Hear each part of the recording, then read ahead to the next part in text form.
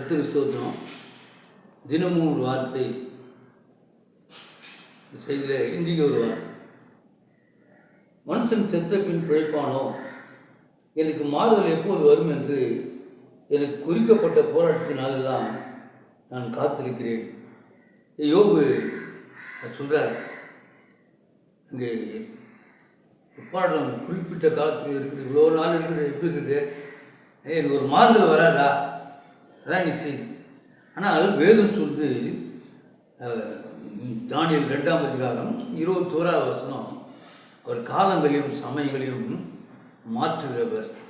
இன்றைக்கி மாறுதல் ஏதோ ஒரு பிள்ளைகள் கூட படிக்கிற பிள்ளைகள் இப்படியே தானா, வாலிபமான பிள்ளைகள் இப்படியே தானா, திருமணமானவர்கள் குடும்பம் இப்படியே தான் இருக்குமா? ஒரு மாற்றம் வராதா? ஆனால் வேலை ஸ்தலத்தில் இப்படியே ஒரு போராட்டமாக ஒரு மாற்றம் வராதா? ஊழியத்தில் ஒரு மாற்றம் வராதா? நம்முடைய தேசத்தில் ஒரு மாற்றம் வராதா? எல்லாரும் ஏதோ ஒரு காரியத்தில் மாற்றம் வரணுன்னு தான் விருப்பப்படுறாங்க. யோபு சொல்கிறாரு, மாறுதல் எப்போது வரும்னு காத்து நிற்கிறேன்னு சொல்கிறார்.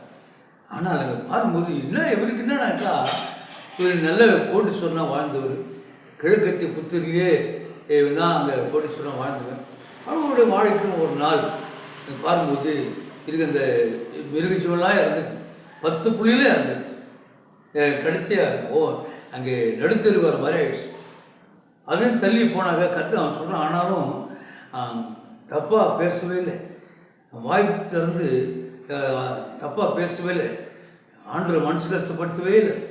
கர்த்தர் கொடுத்தார், கர்த்தர் எடுத்தார், கர்த்தர் நாமத்தை சோத்தன்னு சொல்லலாம். இவங்களுக்கு பாவம் செய்யறது வேதம் சொல்லுது. ஆனால் அதே நேரத்தில் மறுபடியுமா அங்கே ஒரு சோதனை வருது. அவன் உச்சனை உள்ள கால் வரை எரிக்கோப்பனம் வருது. ஆனால் அங்கே பார்முதேவன் சரீரத்தை ஓடு எடுத்து சொரிஞ்சு நிற்கிறான். கோட்டீஸ்வரன் நட்டு ரோட்டுக்கு வந்துட்டான். இந்த நேரம் பார்த்த மனைவி, இன்னும் கூட உத்தமத்தில் உறுதியாக நிற்கிறீரோ, தேவனை தூசி ஜீவனை விடுன்றான் சொல்கிறார். அவர் தேவனுக்கு நன்மை பெற்று நாம் தீமை பெற வேண்டாமா? பைத்தியக்காரி மாதிரி பேசுகிறேன்னு சொல்கிறேன். போனவர் பார்க்கும்போது சிநேகிதர் வரார்கள்.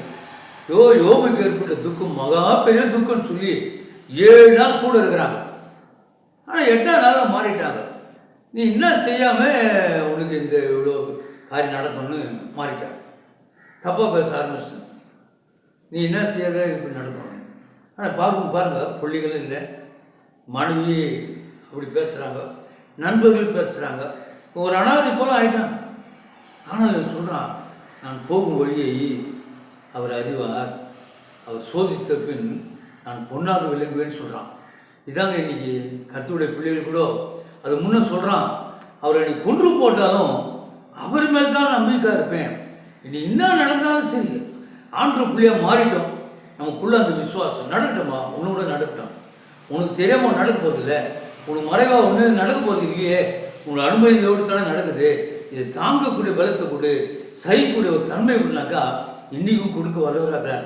இதுக்காக அதிகமாக ஜெபம் வேணும், உபவாசம் வேணும், ஆண்டோடு அதிகமான ஐக்கியம் வேணும். பார்க்கும்போது சொல்லுவோம், ஒரு நாட்கள் பார்க்கும்போது வேதம் சொல்லுது, கர்த்தர் யோபின் சிறையிருப்பை மாற்றினார். இதாங்க ரலையில் சொல்லுமா, கர்த்தர் அவன் சிறையிருப்பை மாற்றினார். மனைவி நினச்சாங்க இதோடு ஒரு ஆள் தான், நண்பர்கள் நினச்சிட்டாங்க, எல்லாம் தவறாக தான் நினைக்கிறாங்க. ஆனால் இவனுடைய விசுவாசத்தை கர்த்தர் பார்த்தார். கர்த்தர் யோபின் சிறையிருப்பை மாற்றினார். அவனுக்கு உண்டான எல்லாவற்றிலும் இரட்டத்தனியாகவே கொடுத்தார். எல்லாத்தையும் 2 மடங்கு ஆயிடுச்சு. அப்போ தான் அவர்கள் கூட இருக்கிற நண்பர்கள் தெரிஞ்சவங்க உற்றாரோடு எல்லாருமா வந்து அவனுக்கு ஆறுதல் சொல்கிறாங்க. மனுஷன் நல்லா இருந்தான்.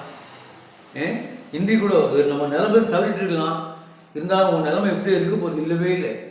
யோபின் சிறையிருப்பை மாற்றினவர் உன் வாழ்க்கை ஒரு அற்புதம் செய்வார், ஒரு அதிசயத்தை செய்வார். ஏன்னா அவர் அதிசயம் தேவன், அவர் அற்புதத்தின் ராஜா, உன்னை அதிசயங்களை பண்ணுவேன்னு சொன்னார். ஏன்னா அவரை விசுவாசித்தவர்கள் ஒருவரும் கெட்டு போனதா சரித்திரம் கிடையாது. கடைசி வரைக்கும் கைவிடுதான் சரித்திரமே கிடையாது. உன்னுடைய சிறையிருப்பு மாறும். இனி என்ன பிரச்சனை போராட்டம், எதுக்கு நீங்கள் ஜெபம் பண்ணிக்கிறீங்கோ, உங்களுடைய வாழ்க்கையை தேவன் ஒரு அற்புதத்தை செய்யப்படுறார், அதிசயத்தை செய்யப்பார். வாழ்க்கையில் மாற்றம் வரங்க. நீங்கள் இந்த மாதத்துலேயே கூட நீங்கள் ஒரு சாட்சியை கருத்து நிறுத்துவார். அப்படி செய்து அவருடைய நாமத்தை மட்டும் அவர் மையப்படுத்திக்குவார். அதுக்காக நீங்கள் ஜெபிப்போம்.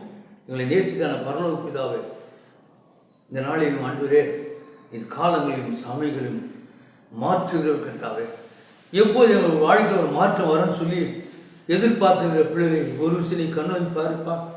எத்தனையோ பேர் எங்கள் வாழ்க்கை இப்படியே தான், கடைசி வரைக்கும் இப்படியே தான், கடைசி வரைக்கும் கஷ்டம்தான், பிரச்சனை தான், போராட்டம் தான், வேதனை, கண்ணீர் தான், இன்னும் ஒரு முடிவு வந்துட்டான். அப்பேற்பட்ட மக்களோடு நீ பேசுப்பா. எப்பா இது முடிவில் கர்த்தாவே தாப்புனே ஆண்டவரே, ஒரு மாற்றம் வரும், நான் மாறாதவர் மாற்றுகிறவர் சொல்லியப்பா அவங்களோடு பேசி அவங்களுடைய ஒரு வாழ்க்கையை ஒரு மாற்றத்தை கொடுத்து உன்னுடைய நாமத்தை மட்டும் மையப்படுத்திக்கணும். எனக்கு ஒரு பிள்ளைகளுடைய வாழ்க்கையில் ஒரு சந்தோஷம் சமாதானம் கிடைக்க நீதாமா உதவி செய்யணும். எல்லாரும் நான் மட்டும் மையப்பட்டும்பா. பெரிய காரியம் செய்யும்பா.